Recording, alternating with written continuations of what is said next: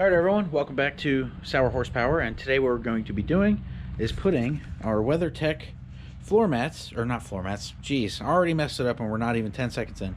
Alright, so the Weathertech mud flaps on my new 2021 Ram 2500 Cummins Longhorn. Lots of words there. Alright, so I'm going to go ahead and get these unboxed, and we're going to attempt to put these on. I have no clue how long it will take. Hopefully it doesn't take too long because I have to actually leave in about an hour and go over to family's house for dinner. So let's try and slap these on real quick. All right, so we got the first box open, and inside of that box was two smaller boxes. So I'm assuming these are going to be the rears because they're significantly bigger. And then these will be the fronts. So let's go ahead and get these opened up and see how to put them on. All right, so for the rears, it gave us some instructions, protective film set, and then two extra clips I guess we'll be using. And the fronts came with just the film and the instructions. So I'm going to gather all the hardware needed. It says ratchet and socket set. Oh no, please don't blow away. We are still fighting the wind. It has been absolutely crazy weather here lately.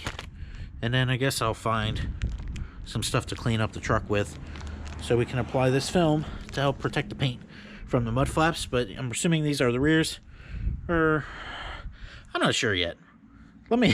Let's figure it out real quick, and then I will get back with you guys after I'm done reading the instructions.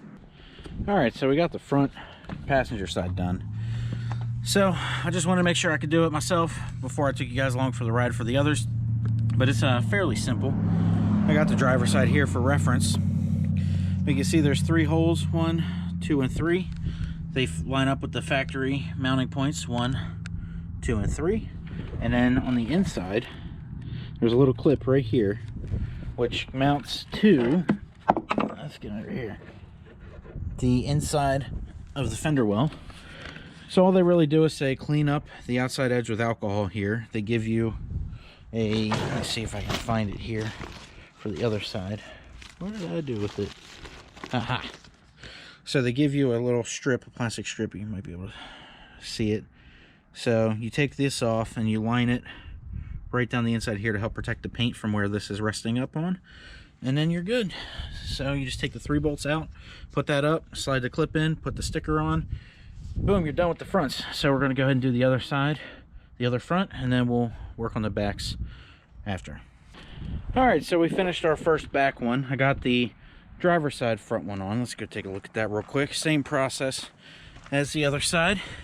The 3 bolts, clean it up, put your little strip of protection on, slide it in on the back, and you're good to go. Now let's move to the back.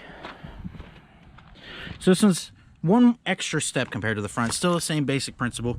You got the 1, 2, 3 bolts, but you also have to do this clip right here. So I will say, here's a stock one. It is quite the pain in the butt to get out.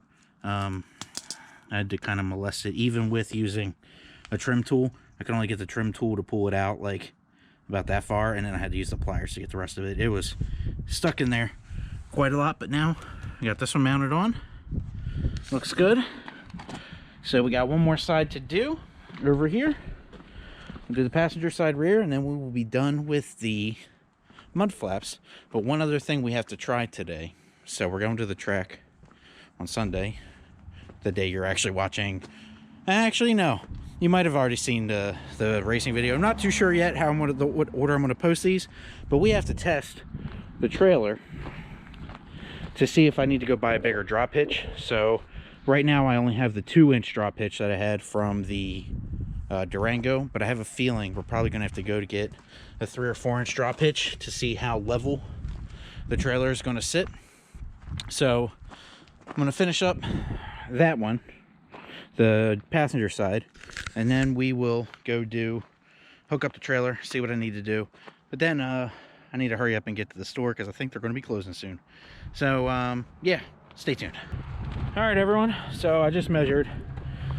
I think we're going to need a 6-inch drop. What I did is I lowered the trailer down to being completely level or flat, and then I measured from the center line of where the hitch would be here to the top of this, and that would be about 4 inches, which means we need to get the the drop to go 2 inches below that to compensate for the ball hitch. So we're gonna try a 6-inch drop. That'll bring it all the way down to here, and then we can, when we lay the trailer on, hopefully it will keep the trailer fairly level. I think we're going to be pitched up just a little bit, but it's going to be completely safe, that the angle that we'll be at. All right, guys, so hopefully you can hear me. It's pretty windy out here today, as you can probably tell right there. I want to discuss a couple things with this trailer. So this is actually going in my trailer video that you guys are watching now. It's a couple days later. We just finished our second track day with the truck and the trailer and the Hellcat Redeye, ignore trash cans. So had to do a couple things on the trailer to change it to make it easier for loading on the car. As you saw in our previous video, or maybe it was this video, I'm not sure which video, but we did manage to scrape the front bumper, or the front little lip spoiler on the Challenger. So the way we fixed that, when we bought the trailer, the hitch receiver here was actually mounted up. So we lowered it down to its lowest point. What that's going to do is it's going to bring the front end of the trailer up. So the reason we had to do that is because I kind of miscalculated when I bought the hitch for the truck. I bought one with a 6-inch drop. So with that being a 6-inch drop, it lowered the front of the trailer so that it was even. It was completely even when there was no load on it. But when there became a load on the trailer, it actually kind of dropped the front a little bit. So when that drops the front, it makes it harder for the car to get on the back. It actually increases the angle of approach. So to do that, we lowered the hitch receiver here down a couple inches. I'm probably, that's probably 2 or 3 inches based on this.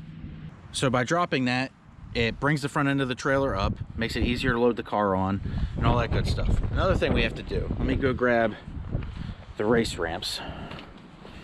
So I'm gonna have to demonstrate this. So we ran into a bit of a snag with the Raceramps and the ramps of the trailer. So I'll demonstrate it here right now. As you can see, we've kind of already destroyed these Raceramps. And the problem with that is, I'll show you. This is how the Raceramps mount onto, or the trailer ramps mount onto the Raceramps, is down here. The problem is, as you can see, there's only 2 points of contact. We need to actually, I'm gonna have to find a friend or a buddy or something to weld a bar that goes across, because the entire weight of the car is, when I'm loading it on, is coming between these 2 points. And since these Raceramps, hopefully you can hear me because of the wind, the Raceramps are only mounting on 2 points out here on the end. So all that weight from the car is going on these 2 points. So I need to get a bar welded on the end of those ramps to evenly distribute the weight across this race ramp. And yeah, that's going to be something I got to do. These are basically useless now. So this is $300 kind of thrown down the drain, because the more and more I use on this is going to break even more. So yeah, so that's going to be a quick little trailer update. Some of the things we have to change: remove the hitch, have to figure out something with the ramps to make it easier so we stop breaking the $300 Raceramps. So yeah, stay tuned for more information coming on that. It's a racetrack out here, but that's going to be it. If you like this video, go ahead and like, comment, and subscribe to the channel. I really appreciate it. Closing in on 1,000. Take care. Have a great day.